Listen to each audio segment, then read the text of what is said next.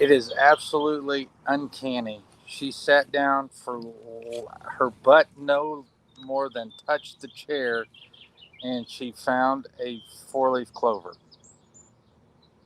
Like a second, half a Just it. second.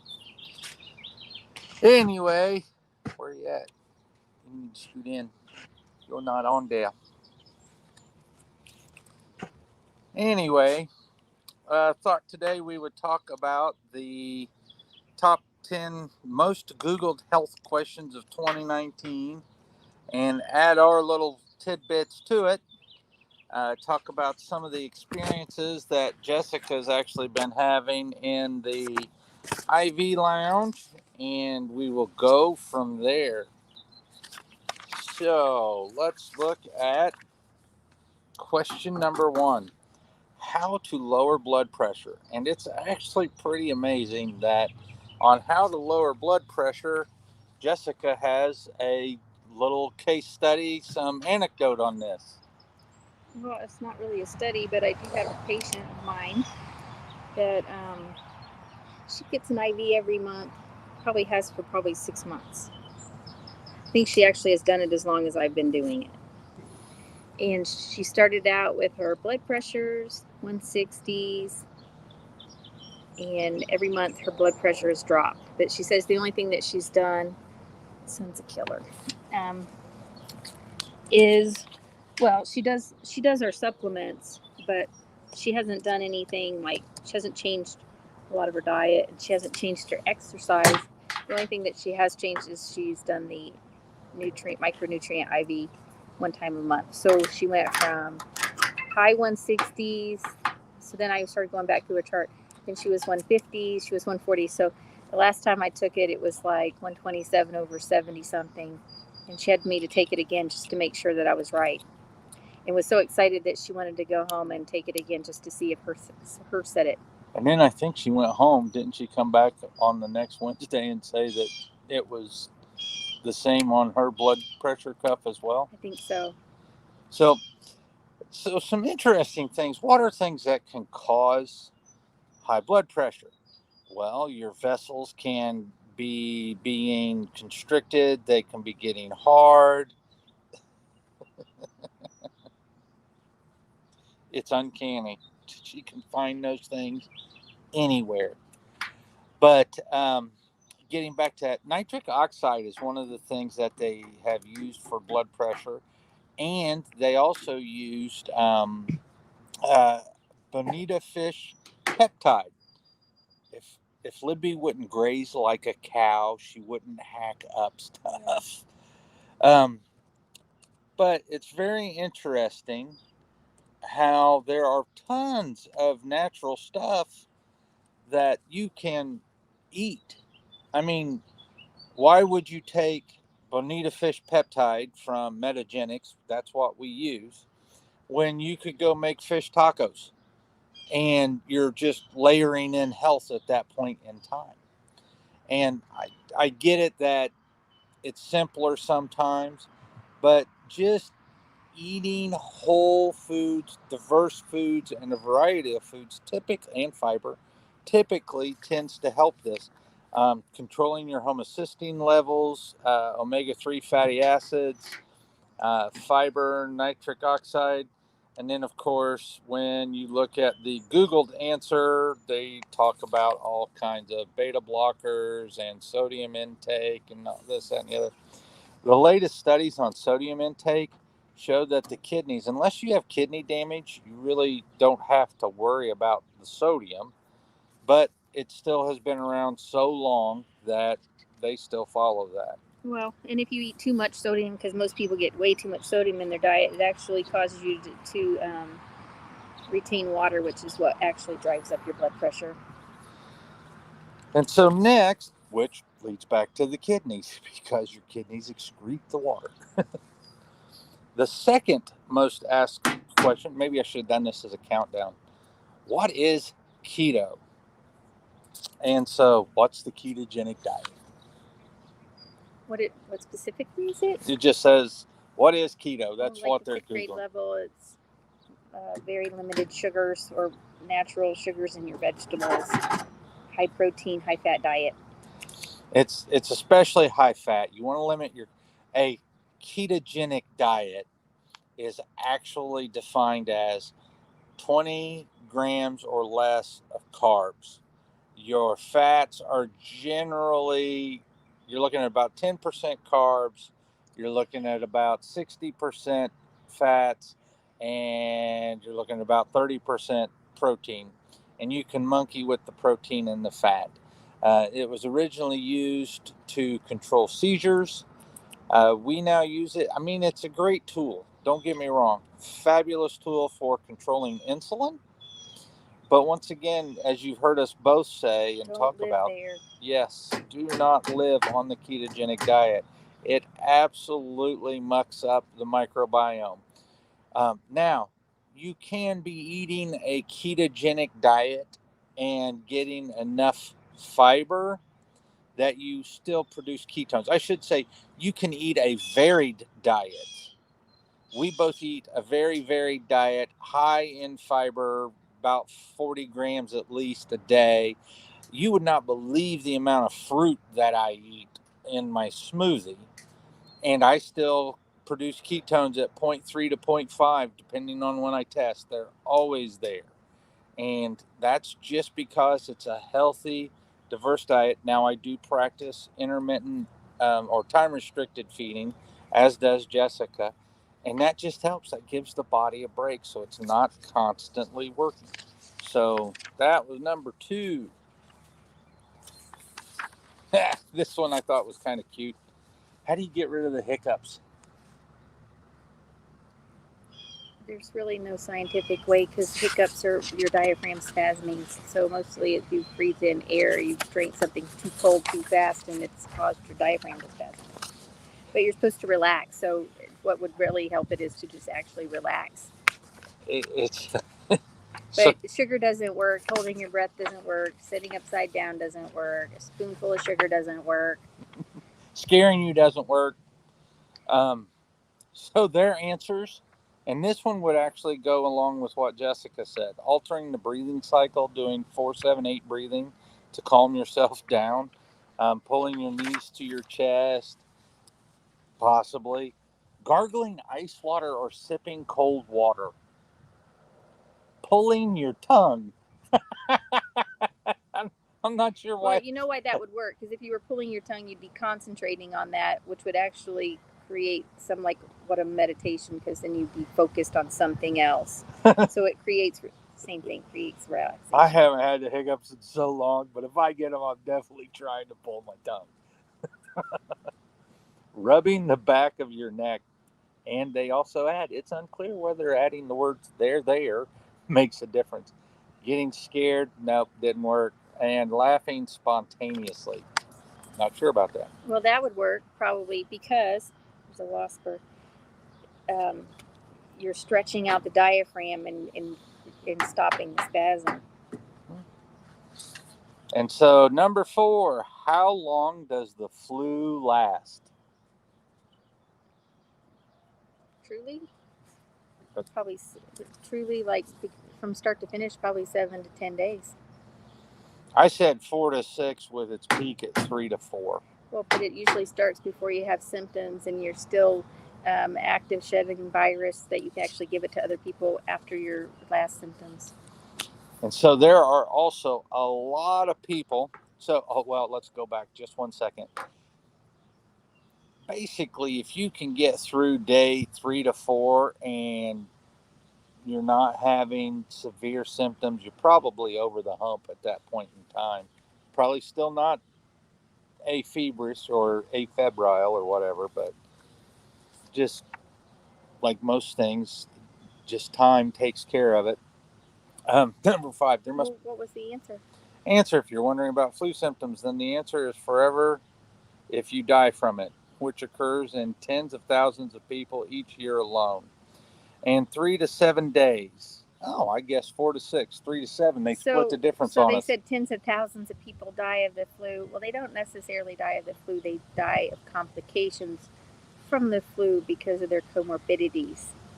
So don't go like all crazy. Oh my gosh, I got the flu. I'm gonna die. That's it's usually not specifically the flu that kills you. And that plays right along into the dreaded COVID. It's the cytokine storm is your body's inability to regulate its own immune system. That is not actually COVID. Now, COVID triggers it. COVID is the trigger, but your immune system has the inability, or it can't shut itself off. And flu is not gut symptoms. Flu is respiratory. Ooh, you might want to explain that a little bit more. So the flu virus is a respiratory virus. So people get flu and they vomit or they get diarrhea and they think they have the flu. Well, that's gastrointestinal issues. Could be related to the flu, but flu is sneezing, coughing, mucus secretions. When your lungs get congested, that's flu. Fever, and you get the fever because your lungs get junky. So you need to cough. So don't suppress your cough. You need to cough it up. So if you're not coughing it up, then the bacteria grows and puts you at risk for pneumonia. So it's good to cough. Hold on, I'm looking up something. But it is good to take something to thin out the mucus. So drink lots of water, not milk. Milk actually thickens the secretions, just so you know. All right. A lot of people are getting the hiccups. Number 5 is what causes the hiccups, and she already answered that, the diaphragmatic spasm. It's caused from sucking air or drinking something too cold. Or here's one near and dear to my heart. Number 6, what causes kidney stones? So, lots of factors cause kidney stones. Well, the 2 types of stones, what they're made out of, is uric acid and calcium oxalate. And dehydration. So calcium oxalate, you can actually trigger a kidney stone formed of calcium oxalate if you're taking too much vitamin D. I got that one. Haven't had one since. Uric acid, start to think of high insulin, sugar, sodas, beer, those types of things. They also typically tend to raise homocysteine. Brown colas. Really? Brown, it's the substance in brown colas. Whatever makes it brown is what causes stones. Crap makes it brown. Don't drink crap. What is number 7? What is HPV? Why are they Googling this? HPV? Yeah, human papillomavirus. Why are they Googling that? It's a sexually transmitted disease. I get that. I mean, it's so prevalent, and generally it's self-resolved. 1 in 2 people have it. Yeah, 50% of people have it. It's self-resolved. But it doesn't necessarily clear itself because a virus will stay dormant in your body. So it will pop up when your immune system gets low. And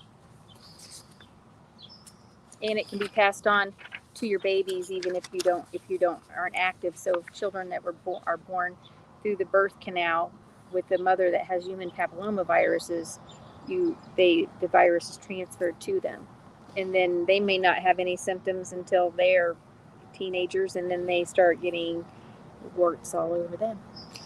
Oh, well, we just had a interesting talking about health and just the cluelessness of people. And I'm not making fun of people. I'm actually pretty upset about this because we have lost a lot of knowledge and just been marketed to. But had a 19-year-old coming in, and this patient is dealing with some issues, and I'm sitting here looking at her intake form, and I happened to ask her, because looks fabulous, no processed foods, no fast food, homemade food daily, and just looks, and phenotypically, to look at this female, she looks like a healthy female. And so, that 5'5", 5'10", or 5'5", 6, 110 pounds, thin, svelte. Of course, she's also healthy. 19. 110 pounds is not healthy. at 5'5". Well, but it's attractive to the male eye. so she didn't show any issues with blood pressure or any of the other metrics. Anyway, when talking to her about what is going on with the pain that she's having, and I asked her what she drank, and she goes, "Oh, not enough." And I was like, "Okay, not enough. What does not enough mean?" And she goes, "Well, I have a couple glasses of water a day." So she's getting about 16 ounces of water. And I'm looking at her intake, and her intake doesn't indicate anything else. So then I'm like, "Okay, so what else do you drink?" And she goes, "Oh, I drink Kool-Aid and Gatorade." And I'm just like, so there's not a lot of difference between Kool-Aid and Gatorade. Some Kool-Aids have actually more sugar in them than Coke. And the only thing you're missing is the carbonation. So maybe not as bad because it's not going to form the carbolic acid, but you're just basically drinking colored sugared water. And that is just an insulin spike waiting to happen. So we discussed that, and the diet and everything else looks pretty good. So she's actually quite a conundrum. Um, Hopefully, we'll get to do some testing on her and see what's going on. Number 8, how to lower cholesterol. Well, this one's near and dear to my heart, and actually a lot of my patients, because if your cholesterol is off, your hormones are going to be off. If your cholesterol is off, a primary driver of cholesterol is a form of hypothyroidism. So if you have underactive thyroid, in this, if you do not test TPO and thyroid antibodies, you do not have the complete picture of your thyroid. And just the TSH, T3, T4, free T4 does not count. You are not free and clear until you know those last two components, because those last two components are the components that cause you to throw off your cholesterol and your hormones.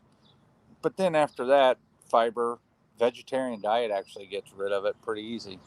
So let's see. If you're asking for yourself, you may not want to try the keto diet. Cutting your intake of saturated fats and trans fats is an important step. So is increasing your intake of omega-3 fatty acids and fiber. Getting physical activity, losing weight may help. If you're smoking, stop. Also limit alcohol consumption. High cholesterol can increase your risk of stroke and various types of cardiovascular disease. Well, their first statement, cutting your intake of saturated fats and trans fats, half of that is true. Cut your trans fats. Cut trans fats out. Why trans fats are still in the American diet is absolutely beyond me. Trans fats are just atrocious. And I think they say just cut fat because most Americans don't know the difference. Well, but you and I both know that the avocados and the nuts and seeds, that stuff is great. And we know that, but the like a 5th grade level, they don't know that. Gotcha. Fat is fat. Fat is not fat. But fat is not fat. There's healthy fats. Number 9, how many calories should I eat a day? Hopefully, the group of people that we are talking to knows the difference. Do you all know that the calories really don't count? It's the quality of the calorie. I hope we have educated you guys enough and said this over and over and over enough that y'all get that. So, they're going back to the answer is more than one per day on average. How many calories? Oh, somebody was being cute. More than one per day on average. You need calories to survive. However, people are probably wondering how many calories they should eat based on whether they want to gain weight, lose weight, or neither. Frequently cited threshold is 2,000 calories for women, 2,500 calories for men per day to maintain. However, this greatly oversimplifies the complexities of the body. I am very happy that he recognizes that. The calorie that you need depend heavily, no pun intended, on many factors, including your size, age, and activity level. If you're Phelps, for example, you can probably consume a lot more calories than Michael Scott, the actor on the television show The Office. The Mifflin St. Jewer equation, which has nothing to do with the Dunder Mifflin Company of The Office, does take into account differences in age, sex, and weight. People, calorie, it's the quality of the calorie. Would you rather drive a Yugo or a Jeep? Maybe. Would you rather be on a broke down old scooter or in a caddy? It's the quality of the calorie.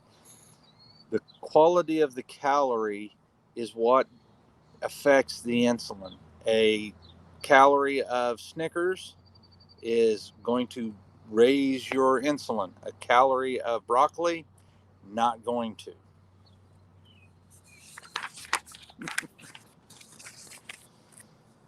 How long does alcohol stay in your system? I don't know. I've never drank. Not enough to care about that. You're a nurse. How long does it take those guys that depends.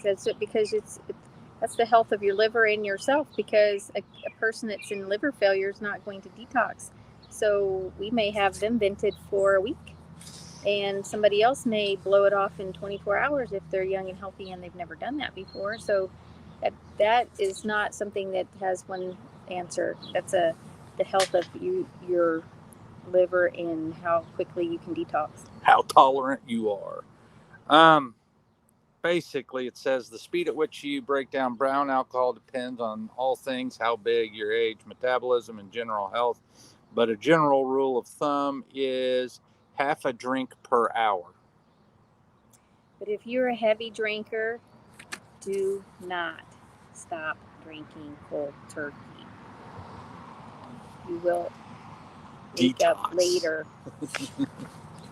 on a vent somewhere. Well, you laugh about that. So they always wanted to know why, just a little nugget for the day, during the pandemic, the liquor stores were considered a, what do they call? Like Essential. Essential. And everybody's like, well, liquor stores aren't essential. They're absolutely essential, because if you have alcoholics, lots of people are alcoholics and they don't consider themselves alcoholics. But if you need to drink a drink every day, you are an alcoholic.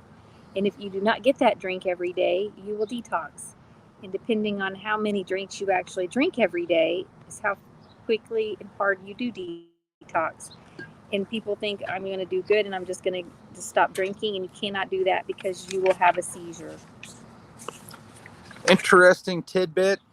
Did you know that your chickens that you get that are conventionally raised, learned this little tidbit.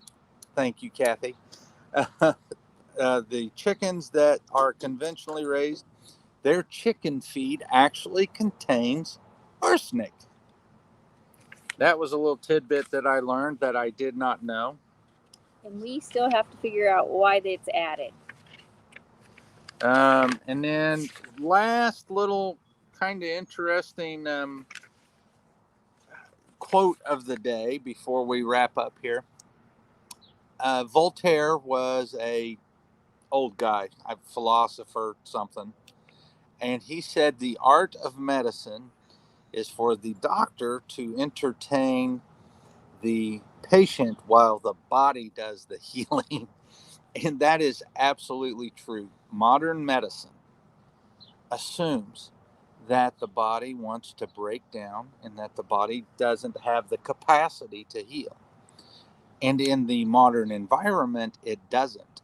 But if you can start to give it things like micronutrient IVs, or you grow your own food so everything is organic and from the earth and has good soil that it can pull nutrients from. If all of these things are there, you don't need to buy vitamins and you don't need all of these other things. But until we can actually get our farmers and those people that are in charge of our food system to worry about the quality of food, which means they're nutrient dense.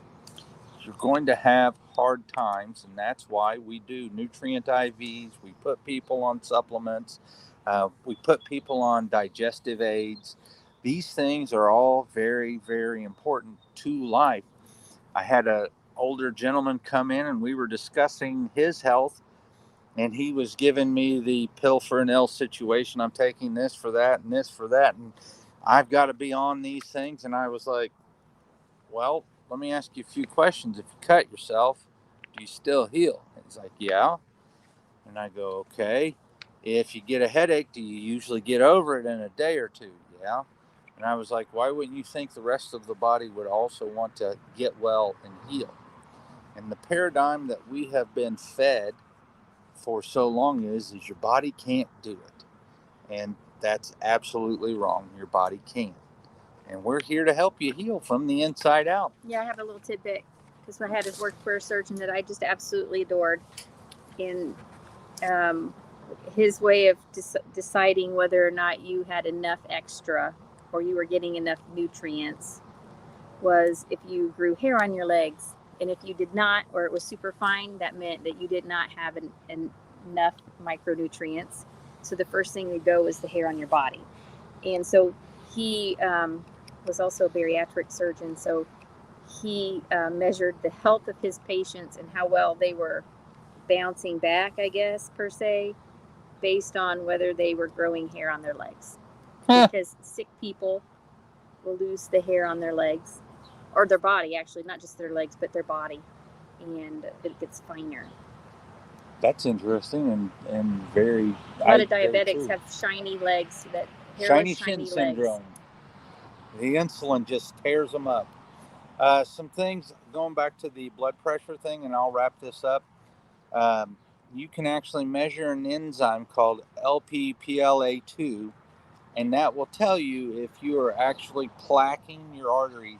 And that enzyme, if you see that enzyme, you're in trouble because you do have the soft little plaques that are in your system that cause the cardiovascular strokes, the heart attacks and stuff like that.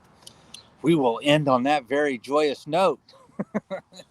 So if you can find like churches, I'll add some more to that, because those scans, they ultrasound your carotids actually